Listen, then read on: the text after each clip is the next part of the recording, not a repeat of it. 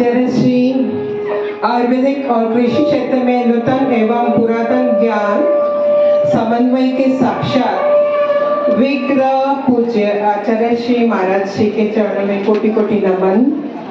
हमारी पूज्य दीदी माँ जो हमारी प्रतिनिधि और अपने दिव्य मार्गदर्शन दे रहे हैं, तो मैं पूज्य दीदी माँ के चरणों में कोटि कोटि नमन करती हूँ। और मुंबई से सभी लोग बस में आए तो सभी का मैं प्रणाम करती हूँ। तो मैं आमंत्रित करती हूँ दीप प्रज्वलन के लिए पूज्य आचार्य श्री को और पूज्य दीदी माँ जी को।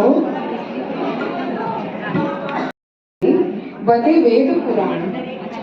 आज हमारा सौभाग्य है, 1 वर्ष की लंबी प्रतीक्षा के बाद हमारे आंगन में सुनहरा दिन आया है। हमारे सभी के चहेते आयुर्वेदाचार्यों श्रद्धेय आचार्य जी का आगमन हो चुका है। उसका सम्मान करने के लिए हम आमंत्रित करते हैं। हमारी सभी राज्य प्रभारी बहनें सम्मान करेगी।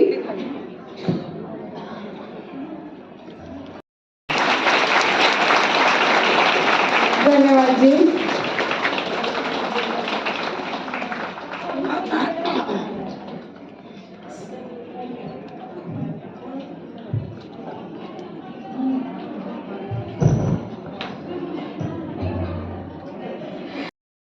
आचार्य श्री इतने ज्यादा एक बहुत प्रसिद्ध वाक्य है श्रद्धेय आचार्य श्री का कि हजारों शब्दों की ध्वनि से एक कर्म की ध्वनि 1000 गुना ज्यादा पावरफुल होती है।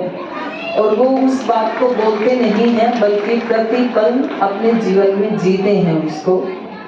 तो पतंजलि योगपीठ में जो कुछ भी आप समय समय पर सुनते हैं देखते हैं वो तो आपको मालूम ही है।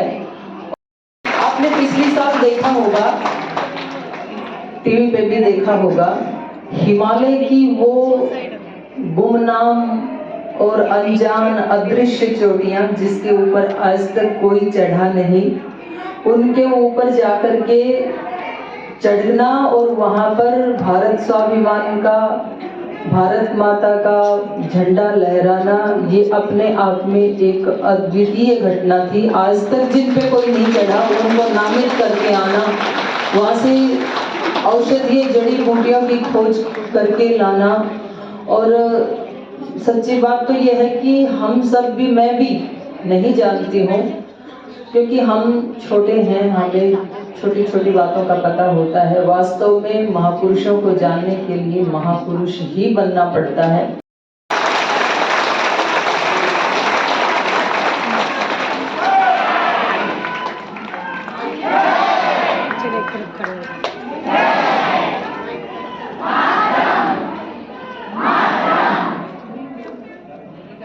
बहुत आप सबकी उपस्थिति को देख करके आप सबके भाव और संवेदनाओं का अनुभव करते हुए मैं बहुत रोमांचित और गौरवान्वित महसूस कर रहा हूँ।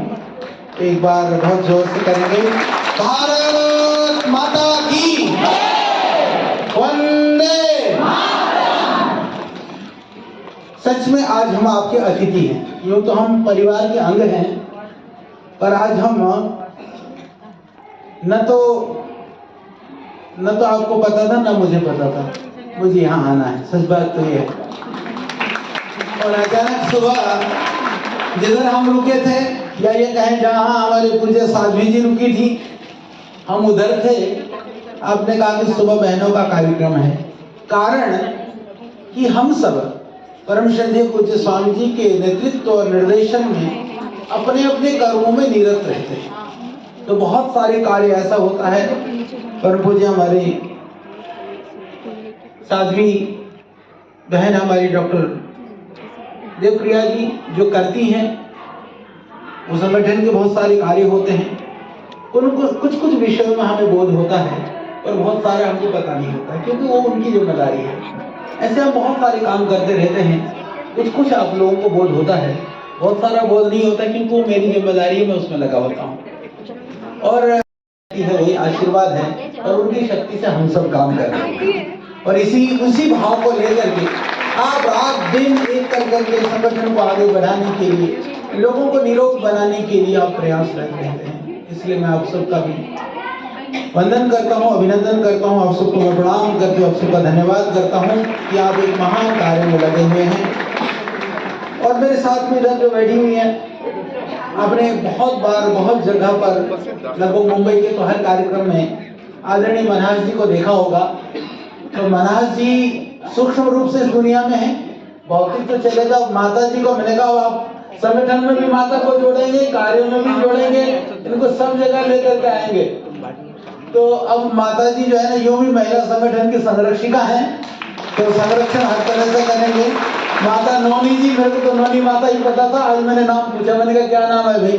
बोले माता हमारी इंद्रजीत कौर जी जो है, इंद्रजीत कौर मनहास जी को मेरी बहुत आज हम उनको वंदन करते हैं, स्वागत करते हैं। साधना में भी संगीत है और उत्सव में भी संगीत है। तो ये जो परंपराओं में उल्लासपूर्ण उत्सवपूर्ण मनाना, ये हमारी परिपाटी और परंपरा है। ये भारतीय सनातन संस्कृति परंपरा की एक तरह से कहें कि हमारी विशेषता है। तो आप सब ने उसके लिए जो तैयारियां की, आप सबको हमारी बहुत शुभकामनाएं हैं। सच मानिए, देखो इस दुनिया में यह जो संसार है, यह एक बहुत बड़ा संसार है। यूं तो यदि परमात्मा और सृष्टि के लिए हम बात करें, न जाने कितनी आकाश गंगाएं, उन आकाश गंगाओं के अंदर भी आकाश गंगाएं, उसके अंदर भी कितनी, अभी तक वैज्ञानिकों ने पता लगाया करोड़ों प्रकाश वर्ष की दूरी तक भी सृष्टि है। तो सृष्टि तो अनंत है हमारी दृष्टि में, उसके अंत का बोध है तो सिर्फ परमात्मा को है। तो इतनी बड़ी सृष्टि में हम एक ग्रह के वासी हैं, पृथ्वी में रहते हैं। पृथ्वी को यूं देखें तो बहुत बड़ा है, उसके बाद में भी हम आते हैं इस महाराष्ट्र, यूं भी यह वीरों की भूमि है, शहीदों की भूमि है, संतों की भूमि है, तपस्वियों की भूमि है, जिन्होंने सनातन संस्कृति परंपरा को अक्षुण्ण बनाए रखने के लिए, एक चीज में और जोर दूं, संतों को भूमि के साथ साथ में महाराष्ट्र एक ऐसी भूमि है जहां से जो वेदों का संरक्षण और उसका जो प्रचार का कार्य भी बहुत बड़े स्तर से प्राचीन काल से होता रहा है। और आज भी चारों वेदों के पाठ ही महाराष्ट्र में ही हमको मिलता है। तो समझना है, और हम जिस कार्य के लिए लगे हैं, परमात्मा को साक्षी मान करके, गुरु को साक्षी मान करके, निमित्त मान करके यदि हम लगे हैं, तो दुनिया में कोई हमारे कार्य की प्रशंसा करे, हमारे कार्य में बाधक बने, हमारे कार्य में सहयोगी बने, हमारे कार्य को कोई साथ दे दे, कोई हमारी परेशान भी करे, हमको दुनिया की चाल से चाल नहीं मिलानी है, क्योंकि हमारी जो चाल है वो भगवान ने हमको मिला करके। हम दो तरह से है ना, हम कर्मों को करने में तो स्वतंत्र हैं, पर पीछे के जो किए हुए कर्मों को, फलों को पाने में हम परतंत्र हैं। इसलिए जो हमने किया है वो तो हमको भोगना ही पड़ेगा। और कभी कभी हमारी जो हिंदू सनातन धर्म में ना एक बात कई लोग कह देते हैं कि हमारे पास सभी धर्मों में ही हो, तो आप क्रिश्चियंस में जाओ, मुस्लिम्स में जाओ, बाकी हिंदू परंपराओं में भी, वैष्णव, शाक्त, शैव, जैन, बौद्ध, जिनमें भी जाओ आप, हमारी एक परंपरा ये रहती है, हमको ऐसा लगता है कि जो पाप किया है वो हम मंदिर जाते हैं, पूजा पाठ करते हैं, गुरुद्वारा में जाते हैं, चर्च में जाते हैं, कहीं भी जा करके हमको लगता है कि शायद वो कट जाएगा। मैं थोड़ा सा इसमें क्लियर करके उस बात को कहना चाहता हूँ। देखो, किए हुए कर्म का फल कभी कटता नहीं है, ये ध्यान रखना। अवश्य मेव भोक्तव्यम कृतम कर्म शुभाशुभम। फिर आप कहेंगे कि आचार्य जी, फिर हम जो जाते हैं क्या वो निरर्थक और व्यर्थ है क्या? व्यर्थ नहीं है, इसको भी आप समझिए। जाना जरूरी है। जाना जरूरी इसलिए है, एक तो जो पहले किया है उसको यदि गलत के रूप में मिले तो सहन करने का सामर्थ्य तो वहीं से मिलेगा, इसलिए जाना जरूरी है। और दूसरा, कभी कभी अच्छा भी बहुत ज्यादा मिलता है तो भी झेलता नहीं, आदमी को हार्ट अटैक हो जाता है, तो वो भी झेल जाए। यानी कि ज्यादा पाने में न इठलाएं, दुख में हम विचलित न हो, इसीलिए आध्यात्म की शरण की तो आवश्यकता है, जिससे कि हमारे कर्म ठीक होंगे, आगे तो हमें ठीक मिलेगा ना, इसलिए भी जाने की जरूरत है। परंतु इस गलत फहमी में मत रहना कि जो कर चुके हैं वो भूग जाएगा, वो कटेगा, वो कटेगा नहीं। इसीलिए जो ईश्वर विश्वासी होता है वह कभी विचलित नहीं होता है। ऋषिदानंद यही कहते हैं कि धार्मिक होगा वो जानता है कि यह जो कुछ भी इस दृश्य जगत में दिख रहा है वह मेरे कर्मों का फल का परिणाम है, इसलिए वो कर्म को सुधारने में लग जाता है। कर्मों के फल की चिंता और दुखी होकर के कर्मण्येवाधिकारस्ते मा फलेषु कदाचन, आप लोग सुनते रहते हो भगवद गीता को, उसका अर्थ भी यही है कि कर्म हमारा भगवान का दिया हुआ, क्योंकि सारी धरती में मैं आपको और बता दूं, पशु पक्षी कीट पतंग तो भोग योनियां हैं, जिनको हम देव कहते हैं ना, देवताएं भी, वह भी भोग योनि है। वो देवताओं में दिव्य गुण है, वो उनको सामर्थ्य ज्यादा है, सही बात है, परंतु वह उनको भोग करने के लिए आते हैं। कर्म योनि तो मनुष्य योनि ही है।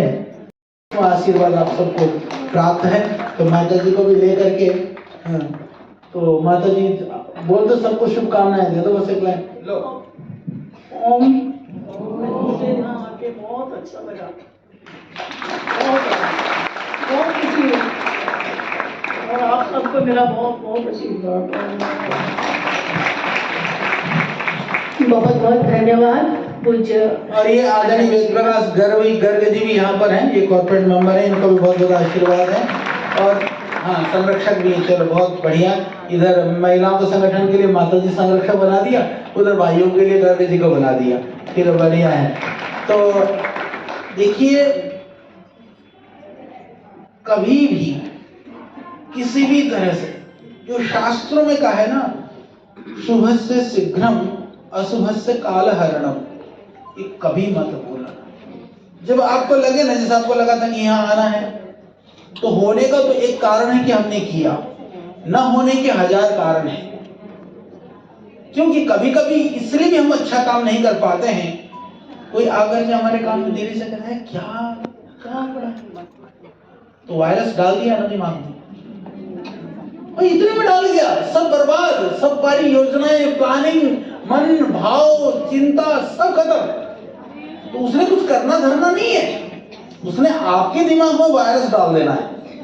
तो यदि आप ये समझ पाए, ये घर के लिए भी बहनें समझ लो, चुगलीखोर में ऐसी करती हैं, हाँ, तेरी जरे, तेरी बहू, तेरी सास, तेरी वो, हो गया काम बर्बाद, वो करके गए, काम खत्म उनका, वो तो तुम अपने आप ही कूदते रहो, फिर तो जिंदगी बर्बाद हो जाती है। तो सकारात्मक, थिंक पॉजिटिव, डू पॉजिटिव, आप सोचिए सकारात्मक, उस भाव में भी सोचिए कि कोई हमको कुछ बता जाता है ना, उससे पहले बताने वाले की मानसिकता को भी सोच लिया करो। तो आप सम्मान करने जा रहे हैं बहुत ही दिव्य आत्मा और कर्मों से निष्ठावान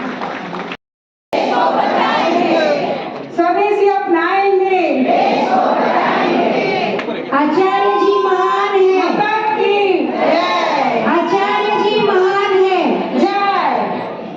रोगियों के भगवान है, भारत का स्वाभिमान है, इसलिए भ्रष्टाचारी परेशान है।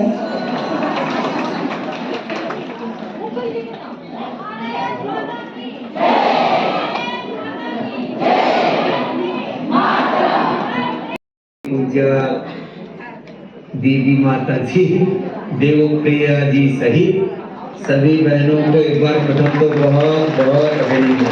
जैसे कि पूज्य जी ने बताया, पूज्य श्रद्धेय आचार्य श्री का आशीर्वाद मार्गदर्शन मिला। हमारे पूज्य श्रद्धामयी माता नोनी जी भी आए और माता जी के साथ हमारे बहुत से भाई भी हैं, भाई सुरेश जी और उनके साथ तमाम हमारे जितने भी वरिष्ठ अपने भाई हैं, क्योंकि ये बहनों की सभा थी इसलिए भाइयों को सिंबॉलिक रूप से आमंत्रित किया गया था।